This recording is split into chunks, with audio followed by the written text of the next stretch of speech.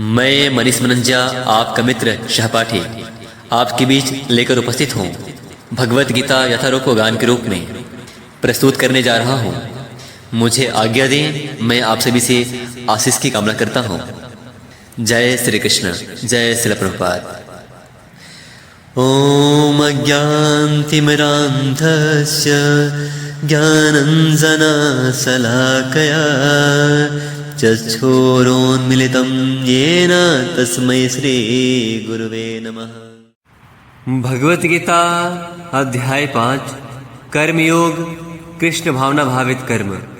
आइए शुरू करते हैं। श्लोक संख्या 1। अर्जुन उवाच संन्यासं कर्मणां कृष्ण पुनर्योगं च संससि यच्छ्रेयायेतयोरेकं तन्मे ब्रूहि सुनिश्चितम्। श्लोक पुनः दोहराएंगे। अर्जुन उवाच संन्यासं कर्मणां कृष्ण पुनर्योगं च संससि यच्छ्रेयायेतयोरेकं तन्मे ब्रूहि सुनिश्चितम्। अनुवाद। अर्जुन ने कहा, हे कृष्ण, पहले आप मुझसे कर्म त्यागने के लिए कहते हैं और फिर भक्ति पूर्वक कर्म करने का आदेश देते हैं। क्या आप कृपा करके निश्चित रूप से मुझे बताएंगे कि इन दोनों में से कौन अधिक लाभप्रद है? भगवत गीता अध्याय 5 श्लोक संख्या 2। श्री भगवानुवाच संन्यासः कर्मयोगस्य निःश्रेयस्करावुभौ तयोस्तु कर्म संन्यासात् कर्मयोगो विशिष्यते। श्लोक पुनः दोहराएंगे। श्री भगवानुवाच संन्यासः कर्मयोगस्य निःश्रेयस्करावुभौ तयोस्तु कर्म संन्यासात् कर्मयोगो विशिष्यते। अनुवाद। श्री भगवान ने उत्तर दिया, मुक्ति के लिए तो कर्म का परित्याग तथा भक्ति में कर्म यानी कर्मयोग दोनों ही उत्तम है, किंतु इन दोनों में से कर्म के परित्याग से भक्ति कर्म श्रेष्ठ है। भगवत गीता अध्याय 5 श्लोक संख्या 3। नेयः स नित्य सन्न्यासी यो न द्वेष्टि न काङ्क्षति निर्द्वन्द्वो हि महाबाहो सुखं बन्धात् प्रमुच्यते। श्लोक पुनः दोहराएंगे। नेयः स नित्य सन्न्यासी यो न द्वेष्टि न काङ्क्षति निर्द्वन्द्वो हि महाबाहो सुखं बन्धात् प्रमुच्यते। अनुवाद। जो पुरुष न तो कर्म फलों से घृणा करता है और न कर्म फल की इच्छा करता है, वह नित्य सन्यासी जाना जाता है। हे महाभाव अर्जुन, ऐसा मनुष्य समस्त द्वंद्वों से रहित होकर भवबंधन को पार कर पूर्णतया मुक्त हो जाता है। भगवत गीता अध्याय 5 श्लोक संख्या 4। सांख्ययोगो पृथग् बालः प्रवदन्ति न पंडिताः एकमप्यास्थितः सम्यक् उभयोर्विन्दते फलम्। श्लोक पुनः दोहराएंगे। सांख्ययोगो पृथग् बालः प्रवदन्ति न पंडिताः एकमप्यास्थितः सम्यक् उभयोर्विन्दते फलम्। अनुवाद। अज्ञानी ही भक्ति यानी कर्मयोग को भौतिक जगत के विश्लेषणात्मक अध्ययन से भिन्न कहते हैं। जो वस्तुतः ज्ञानी है वे कहते हैं कि जो इनमें से किसी एक मार्ग का भली भांति अनुसरण करता है वह दोनों के फल प्राप्त कर लेता है। भगवत गीता अध्याय 5 श्लोक संख्या 5। यत् संख्ययः प्राप्यते स्थानं ततो गैरपि गम्यते एकं संख्यं च युगं च यः पश्यति स पश्यति। श्लोक पुनः दोहराएंगे। यत् संख्ययः प्राप्यते स्थानं ततो गैरपि गम्यते एकं संख्यं च योगं च यः पश्यति स पश्यति। अनुवाद: जो यह जानता है कि विश्लेषणात्मक अध्ययन द्वारा प्राप्त यह स्थान भक्ति द्वारा भी प्राप्त किया सकता है और इस तरह जो सांख्य योग तथा भक्तियों को एक समान देखता है वही वस्तुओं को यथारूप में देखता है। भगवत गीता अध्याय 5 श्लोक संख्या 6। संन्यासस्थो महाबाहो दुःखमाप्तु मयोगतः योगयुक्तो मुनिर्ब्रह्मा न चिरेणाधिगच्छति। श्लोक पुनः दोहराएंगे। संन्यासस्थो महाबाहो दुःखमाप्तु मयोगतः योगयुक्तो मुनिर्ब्रह्मा न चिरेणाधिगच्छति। अनुवाद: भक्ति में लगे बिना केवल समस्त कर्मों का परित्याग करने से कोई सुखी नहीं बन सकता, परंतु भक्ति में लगा हुआ विचारवान व्यक्ति शीघ्र ही परमेश्वर को प्राप्त कर लेता है। भगवत गीता अध्याय 5 श्लोक संख्या 7। योग युक्तो विशुद्धात्मा विजितात्मा जितेन्द्रियः सर्वभूतात्मा भूतात्मा कुर्वन्नपि न लिप्यते। श्लोक पुनः दोहराएंगे। योग युक्तो विशुद्धात्मा विजितात्मा जितेन्द्रियः सर्वभूतात्मा भूतात्मा कुर्वन्नपि न लिप्यते।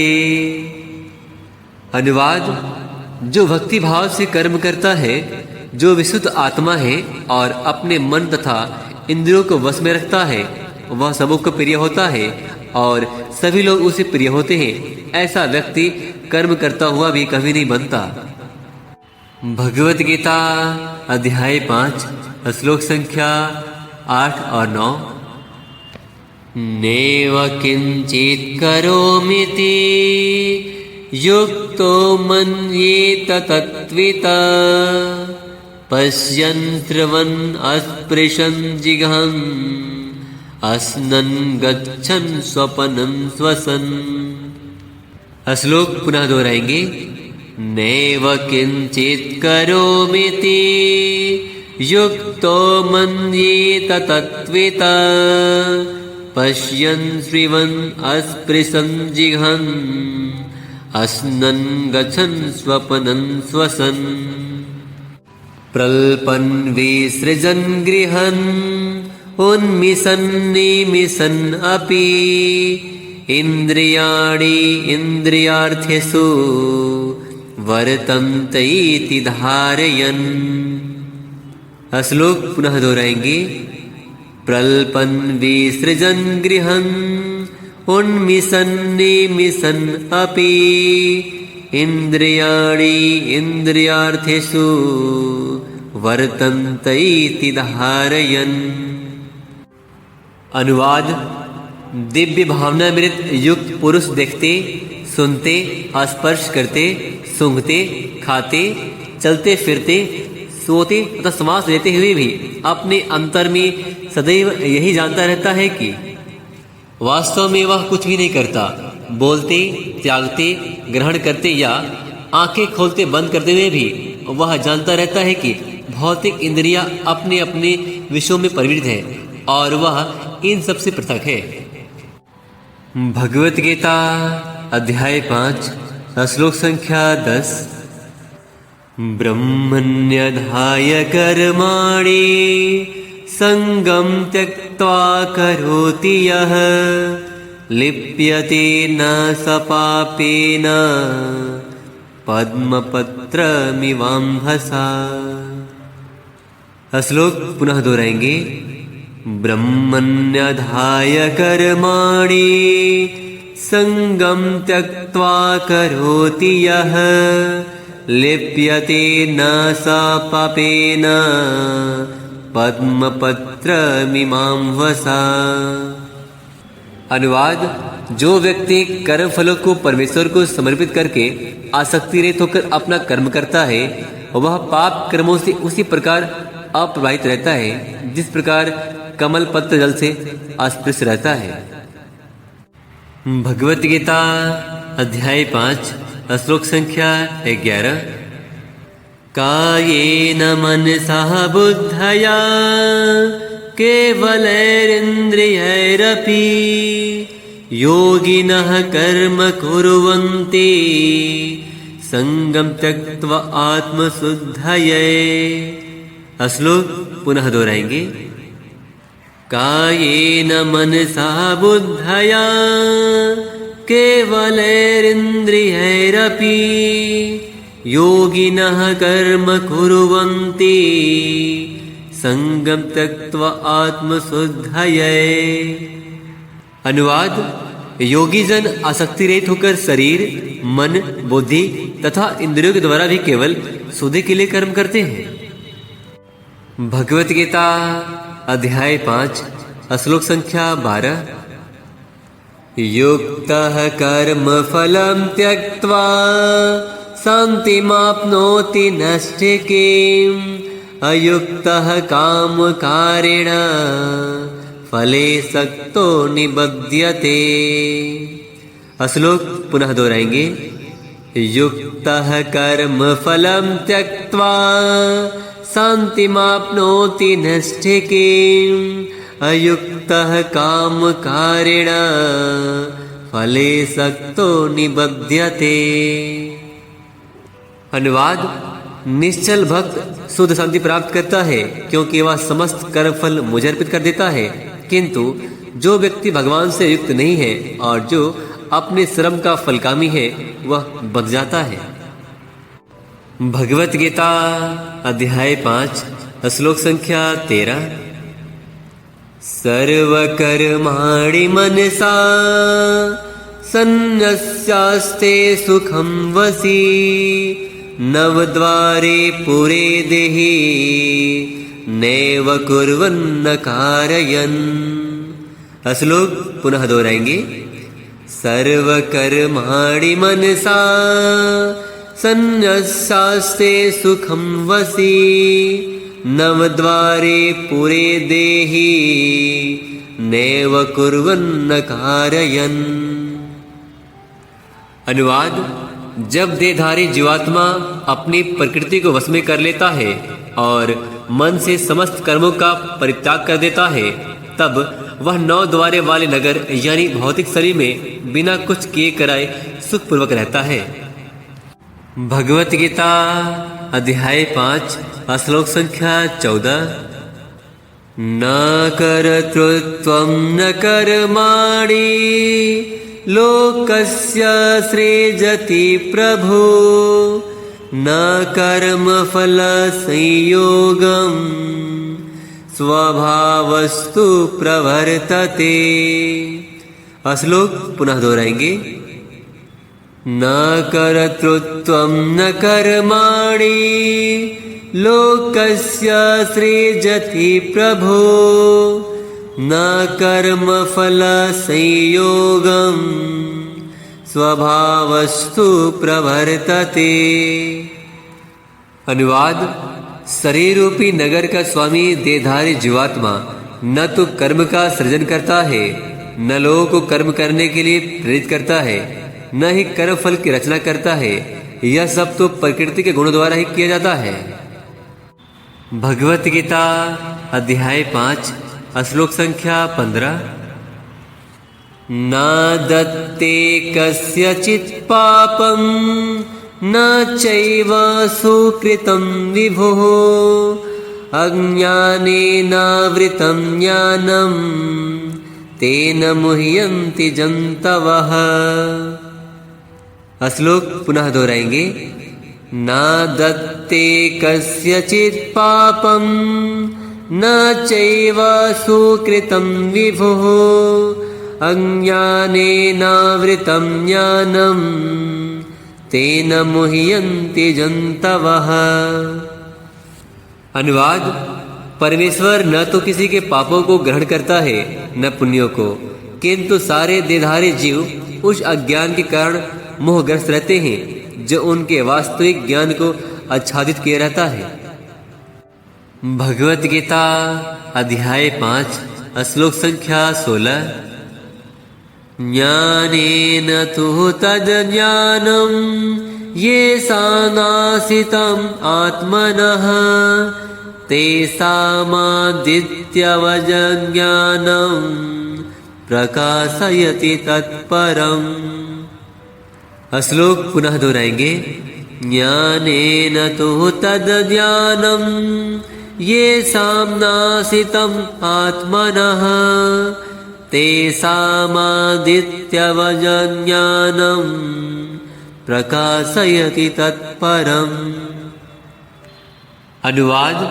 किंतु जब कोई उस ज्ञान से प्रबुद्ध होता है जिससे अविद्या का विनाश होता है, तो उसके ज्ञान से सब कुछ उसी तरह प्रकट हो जाता है जैसे दिन में सूर्य से सारी वस्तुएं प्रकाशित हो जाती है। भगवत गीता अध्याय 5 श्लोक संख्या 17। तद्बुद्धयस्तदात्मानस्तनिष्ठास्तत्परायणः गच्छन्तया पुनरावृत्ति ज्ञाननिर्धूतकल्मषः। श्लोक पुनः दोहराएंगे। तद्बुद्धयस्तदात्मानस्तनिष्ठास्तत्परायणः गच्छन्तया पुनरावृत्ति ज्ञाननिर्धूतकल्मषः। अनुवाद। जब मनुष्य की बुद्धि, मन, श्रद्धा तथा शरण सब कुछ भगवान में स्थिर हो जाते हैं, तभी वह पूर्ण ज्ञान द्वारा समस्त कल्मष से शुद्ध होता है और मुक्ति के पथ पर अग्रसर होता है। भगवत गीता अध्याय 5 श्लोक संख्या 18। वेद विनया संपन्ने ब्राह्मणे गविहस्तिनि सुनी चैव स्वापके च पंडितः सम्मदर्शिनः। श्लोक पुनः दोहराएंगे। विद्या विनया संपन्ने ब्राह्मणे गविहस्तिनि सुनी चैव स्वापके च पंडितः सम्मदर्शिनः। अनुवाद। विनम्र साधु पुरुष अपने वास्तविक ज्ञान के कारण एक विद्वान तथा विनीत ब्राह्मण, गाय, हाथी, कुत्ता तथा चंडाल को समान दृष्टि यानी समभाव से देखते हैं। भगवत गीता अध्याय 5 श्लोक संख्या 19। इहैव तैर्जितः सर्गो ये साम्ये स्थितं मनः निर्दोषं हि समं ब्रह्म तस्माद् ब्रह्मणि ते स्थितः। श्लोक पुनः दोहराएंगे। इहैव तैर्जितः सर्गो ये साम्ये स्थितं मनः निर्दोषं हि समं ब्रह्म तस्माद् ब्रह्मणि ते स्थितः। अनुवाद। जिनके मन एकत्व तथा समता में स्थित है, उन्होंने जन्म तथा मृत्यु के बंधनों को पहले ही जीत लिया है। वे ब्रह्म के समान निर्दोष हैं और सदा ब्रह्म में ही स्थित रहते हैं। भगवत गीता अध्याय 5 श्लोक संख्या 20। न प्रहर्षयेत् प्रियं प्राप्य न द्विजेत् प्राप्य च प्रियं स्थिरबुद्धिर्सम्मूढो ब्रह्मविद् ब्रह्मणि स्थितः। श्लोक पुनः दोहराएंगे। न प्रहर्षयेत् प्रियं प्राप्य नो द्विजेत् प्राप्य च प्रियं स्थिर बुद्धिर सम्मूढ़ो ब्रह्मविद ब्रह्मणि स्थितः। अनुवाद: जो न तो प्रिय वस्तु को पाकर हर्षित होता है और न प्रिय को पाकर विचलित होता है, जो स्थिर बुद्धि है, जो मोह रहित है और भगवत विद्या को जानने वाला है, वह पहले से ही ब्रह्म में स्थित रहता है। भगवत गीता अध्याय 5 श्लोक संख्या 21। बाह्य स्पर्शे स्वशक्तात्मा विन्दत्यात्मनि यत् सुखम् स ब्रह्म योग युक्तात्मा सुखम अच्छयम अश्नुते। श्लोक पुनः दोहराएंगे।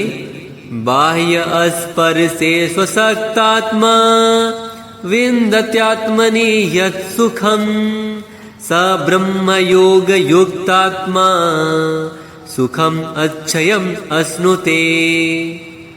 अनुवाद: ऐसा मुक्त पुरुष भौतिक इंद्रिय सुख की ओर आकृष्ट नहीं होता, अपितु सदैव समाधि में रहकर अपने अंतर में आनंद का अनुभव करता है। इस प्रकार स्वरूप सिद्ध व्यक्ति पर ब्रह्म में एकाग्रचित होने के कारण असीम सुख भोगता है।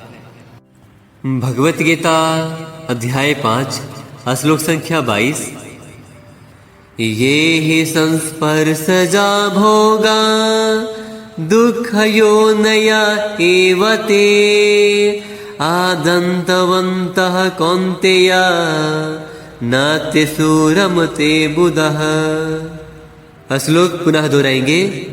ये हि संस्पर्शजा भोगा दुःखयोनया एव ते आदन्तवन्तः कौन्तेय नात्यसूरमते बुधः।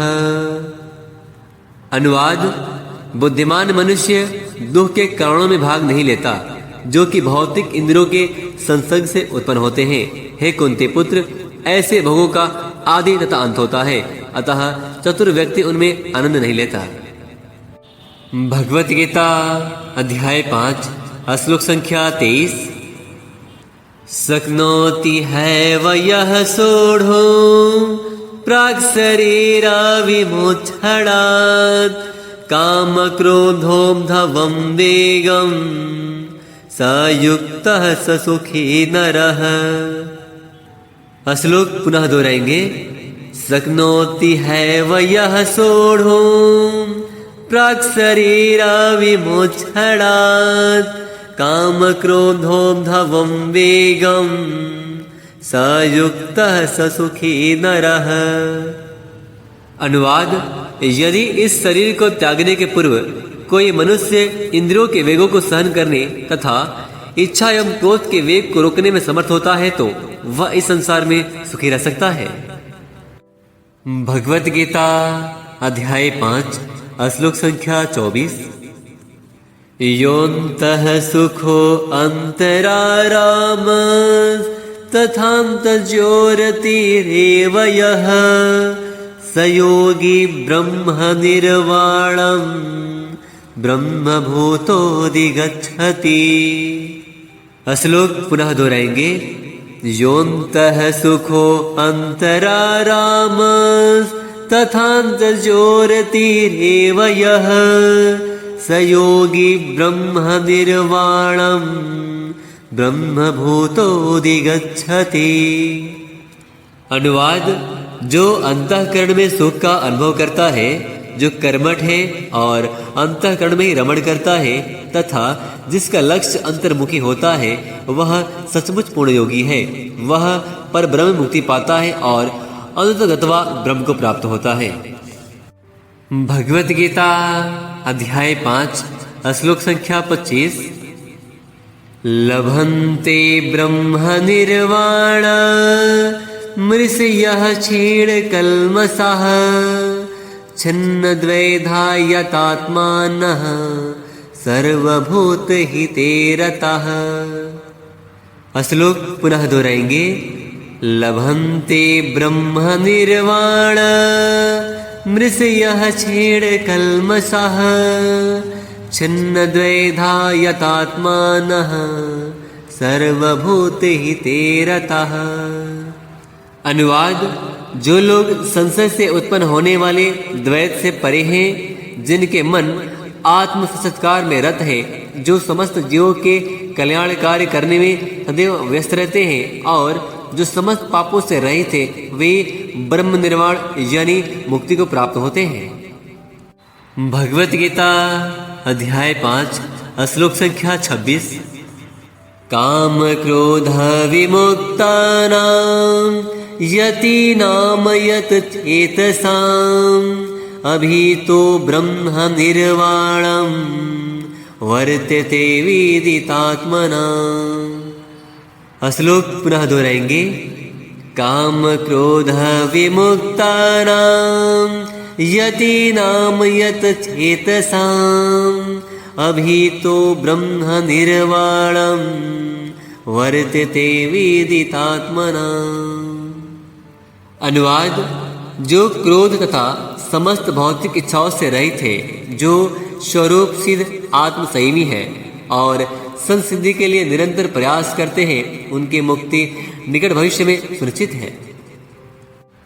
भगवत गीता अध्याय 5 श्लोक संख्या 27 और 28।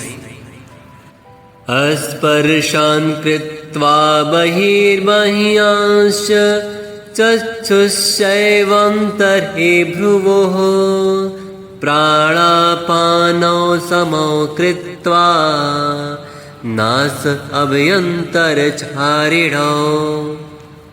श्लोक पुनः दोहराएंगे।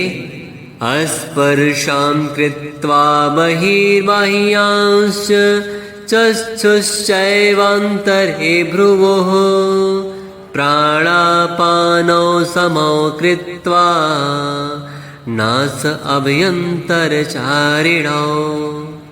यतेन्द्रियमनोबुद्धिर्मुनिर्मोक्षपरायणः विगतेच्छा भयक्रोधो यः सदा मुक्त एव सः। श्लोक पुनः दोहराएंगे। यतेन्द्रियमनोबुद्धिर्मुनिर्मोक्षपरायणः विगतेच्छा भयक्रोधो यः सदा मुक्त एव सः। अनुवाद। समस्त इंद्रिय विषयों को बाहर करके, दृष्टि को भावों के मध्य में केंद्रित करके, प्राण तथा अपान वायु को नथनों के भीतर रोककर और इस तरह मन, इंद्रियों तथा बुद्धि को वश में करके जो मोक्ष को लक्ष्य बनाता है, वह योगी इच्छा, भय तथा क्रोध से रहित हो जाता है। जो निरंतर इस अवस्था में रहता है, वह अवश्य ही मुक्त है। भगवत गीता अध्याय 5 श्लोक संख्या 29। भोक्तारं यज्ञ तपसां सर्वलोकमहेश्वरं सुहृदं सर्वभूतानां ज्ञात्वा मां संतिमृच्छति। श्लोक पुनः दोहराएंगे। भोक्तारं यज्ञ तपसां सर्वलोकमहेश्वरं सुहृदं सर्वभूतानां ज्ञात्वा मां संतिमृच्छति। अनुवाद। मुझे समस्त यज्ञों तथा तपस्याओं का परम भोक्ता, समस्त लोकों तथा देवताओं का परमेश्वर एवं समस्त जीवों का उपकारी एवं हितैषी जानकर मेरी भावनामृत से पूर्ण पुरुष भौतिक दुखों से शांति लाभ करता है। भगवत गीता अध्याय 5 कर्मयोग कृष्ण भावना भावित कर्म। यह अध्याय यही समाप्त होता है। इस अध्याय में हम सभी ने जानने का प्रयास किया कि किस प्रकार ज्ञानी पुरुष दिव्य ज्ञान की अग्नि से शुद्ध होकर बाह्यतः सारे कर्म करता है, किंतु अंतर में उन कर्मों के फल का परित्याग करता हुआ शांति, विरक्ति, सहिष्णुता, आध्यात्मिक दृष्टि तथा आनंद की प्राप्ति करता है। मिलते हैं अगले अध्याय में। हरे कृष्णा।